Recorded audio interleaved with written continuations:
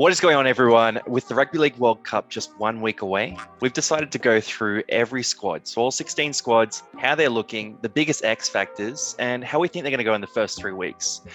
Miles, heading into the World Cup, do you have any teams that you're backing to go all the way? Yeah, look, mate, I would have said prior to the World Cup and prior to Jason Taumalolo getting suspended for Tonga to win the World Cup, taking it all the way. They've got such a strong forward pack, but I really can't go past New Zealand's squad. I think they have picked an awesome team, and I'm really looking forward to seeing them get going. Not bad. I do like Dylan Brown. They're at number 6, Tyron Hughes. I'm all over Australia, mate. 6th of the year. yeah, no, absolutely. I mean, look, on the field, he was the best.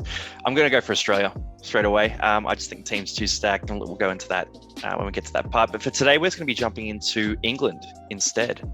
So, this England team list, super underrated in my eyes. They're outsiders against Samoa in the first game, but I think they've got a really classy spine, very experienced forward pack. The back line leaves something to be decided. What are you thinking about this team?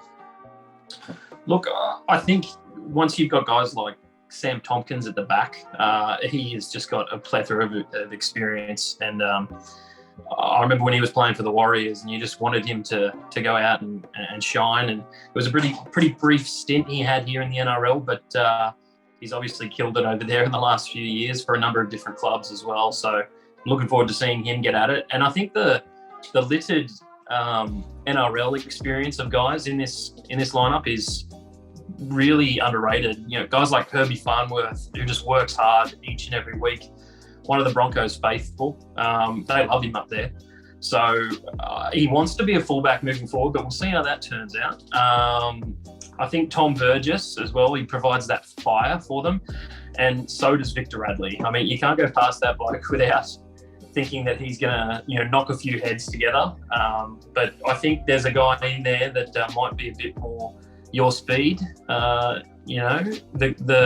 famous John Bateman, mate, he's in there. It's been too long since I've seen John Bateman play. I don't watch enough Super League, so I do miss seeing him go out for Canberra. I think there was a stretch of about 18 months where he was the best forward in the comp, in my eyes. Like, just could create a try from nothing. Beautiful offload. Look, had an error or two in him, but he was a huge part of Canberra, being a grand final side instead of this sort of fringe 8 team we're seeing now.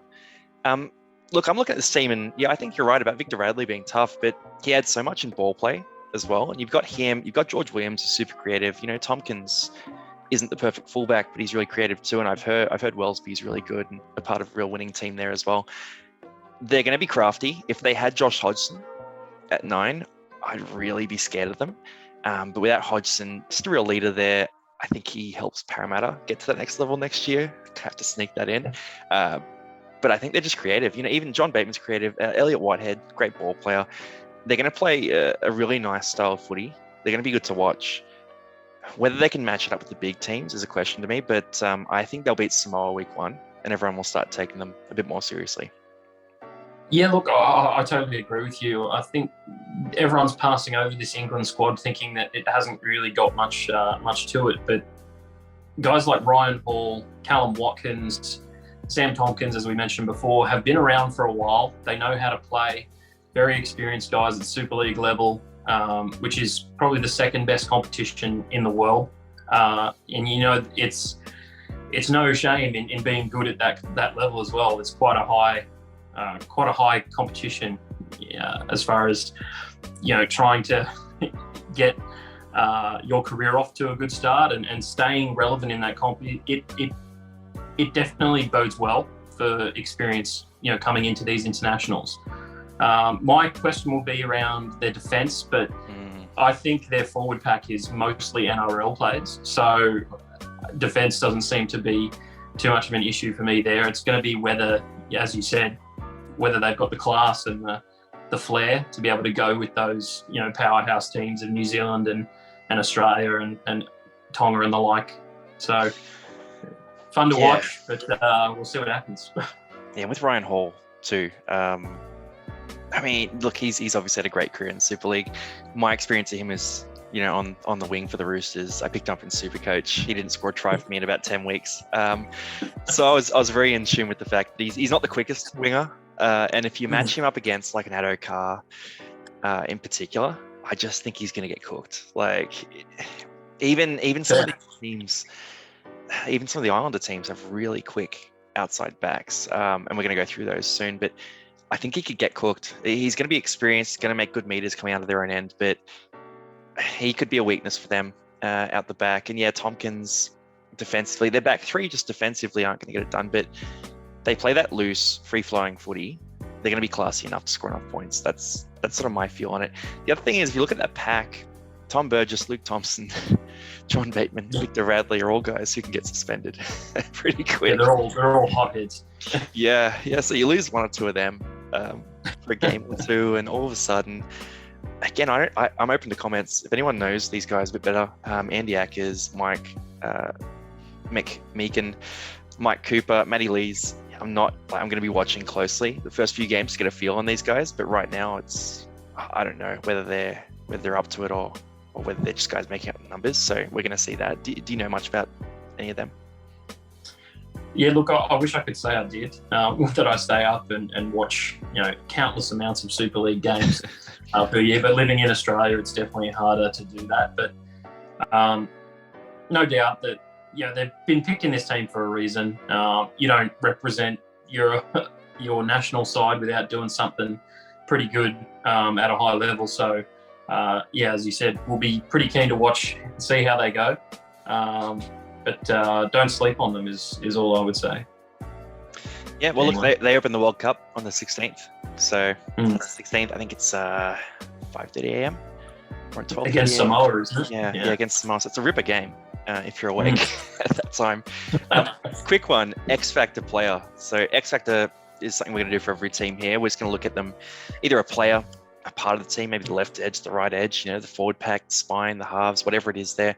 What about this team do you think will win in those big games?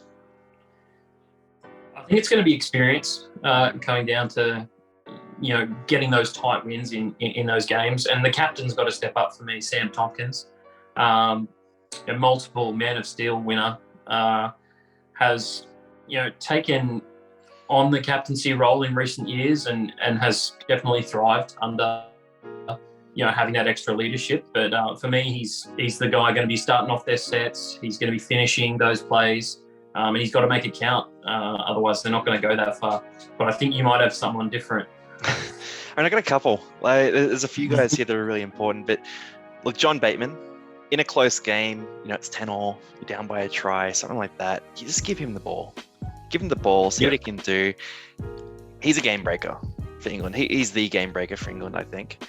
The other one that's really important is George Williams. So Canberra this year kicked on towards the back end, but did you see that team before Fogarty came in when they were trying to sort of fill that Williams hole? Like they were really lacking creativity. They weren't moving the ball well. The kicking game was really struggling. George Williams is a genuine 7, like just a really good number 7. I think everyone's in the league, in NRL circles, forgetting who he was even after a year. So he's going to surprise everyone too and just come out there. And I think he's going to kill it from the jump. So those two ex-NRL boys are the ones I'm watching. Yeah, I think George Williams leaving, there was a bit of weird situation going on with that. I was disappointed to see him go because I think he would have really hit his stride, but obviously clearly a bit homesick and maybe not wanted by Ricky Stewart. We don't know the full story, but you're right, fantastic player when he was in the league and added a lot to that Canberra side, so hopefully he can do the same for England. He had a future in the NRL too if you wanted it. If he went to the Dogs and said give me 800, I reckon they might have alongside Matty Burton and even now like they just need that 7. They're talking to Jaden Hunt and a few other guys. But what do you mean? You don't think that good old Kyle Flanagan's the answer? I think Flanagan's all right, but they really just need a steering 7, a guy who can handle all the kicks. Yeah, I think in just a one note on the Dogs, I think they're doing we're going to build our spine 1 year at a time. So they got the 6. next year they've got the 9 in Reed Marnie. They're still looking for a fullback and a 5 and a half-back, in my opinion. So maybe 2024, who knows who they've got. The young guys, they can take the time as long as they lock them up. But for England, look, I'm just going to scroll through here and get those opening fixtures. So we've got Samoa, 5:30 a.m., France, 3 a.m. the following week, and then Greece at 12:30 a.m. Look, I don't think there's many doubts that they're going to finish in the top 2 in this pool. I think France and Greece, they're going to come out and play hard, but they just don't have the top class there. My pick is that they win all 3, and they lead this pool. Do you back Samoa, or are you thinking England will get over them? We're going to get into it in a sec, but that Samoa side is tough. And obviously, I think leader of the group is going to be decided with the first game. So whoever comes out of that victor is probably going to win the group and have an easier matchup going into the next round. So France are a good team as well. And Greece, for them, it's their first World Cup. So I think they're just happy to be there. But maybe not making up the numbers. They'll definitely rip in. But it's hard to say that England, I just think because everyone's sleeping on them, I agree with you. I think they'll also top the group and get a win over Samoa in that first game.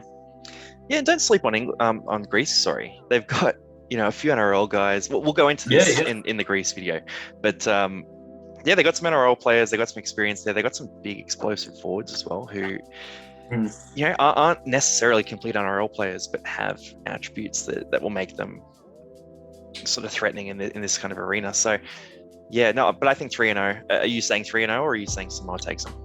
What's your pick? I reckon they get over Samoa by less than 6 points. Okay. So you had it here first, folks. England's going to lead Pool A. Anyway, we're jumping on to Samoa next, so it should pop up in the suggested videos there. But Samoa next. England, good luck.